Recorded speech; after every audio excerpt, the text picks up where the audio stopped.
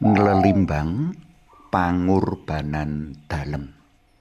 Panglimbang 5 menit dina Setupaing tanggal 17 September taun 2020 kapethik saka Injil Lukas bab 9 ayat 43b tekan ayat 45. Tembung banget wigati kang bakal padha kita lelimbang dina iki yaiku pitutur dalem Gusti marang para pendherek dalem.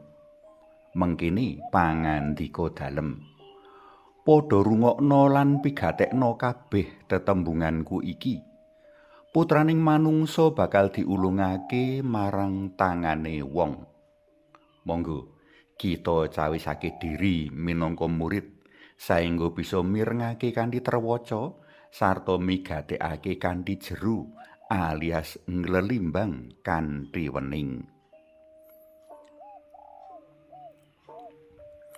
Sepisan aku ngajak panjenengan pandemen PLM nglelimbang bab sebutan putraning manungsa. Tembung putraning manungsa ndumuk marang paraga agung kang winedar ing prastawa tetinggalan ing kitab Daniel. Monggo sami kapirsani kitab Daniel bab 7 ayat 13 tekan ayat 14. Ing tetinggalan mau Daniel sumurup kamulyan kaparingake Allah marang putraning manungsa.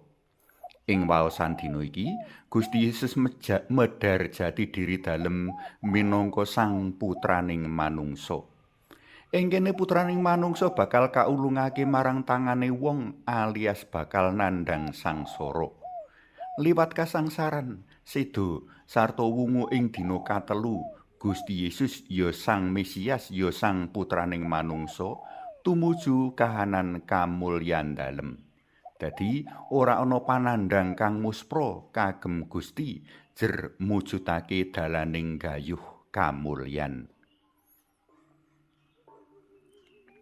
Kapindho, aku ngajak panjenengan pandemen PLM nglelimbang bab tangane manungsa panggedhe Yahudi Duraka Durjana kang nangkep Gusti njur masrahake menyang tangan tanpa pri kemanusiaane Soro dadu Romawi kang banget kejem.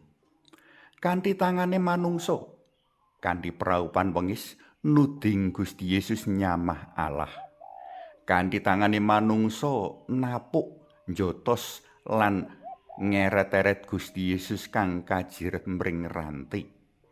Kanthi tangane manungsa mecuti sekujur salira dalem ing Roja Rajih sarta mblesekake makutha rikemarung ana mustaka dalem. Kanthi tangane manungsa mblejeti rasukan dalem inggo nglegena tanpa awer-awer. Jan kaya kewan tanpa aji. Kanthi tangane manungsa mapakake kayu salib kang abote ora mekakat.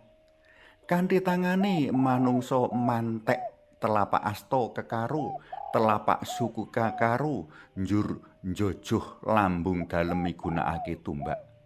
Nanging ana kang ngandhakake menawa kang kapaku ugel-ugel tangan dalem. Kanthi tangane wong manungsa padha dedagangan lapu apus krama.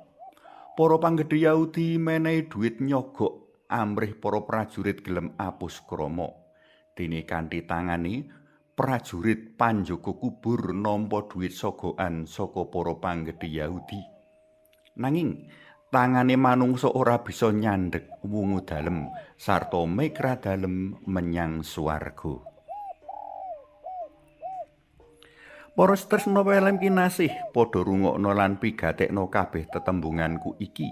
Putraning manungsa bakal diulungake marang tangane wong lan ing dina katelu bakal katangekake. Saka kene sumelak kekeran menawa para pendherek dalem Gusti ora perlu gigrik apa meneh mingkuh njur tinggal ganggang colong playu rikala ngadepi rekoso lan sangsara minangka konsekuensi dadi pendherek dalem Gusti Yesus. Kaya dene Sang Kristus nggayuh kamulyan semono uga para pendherek dalem.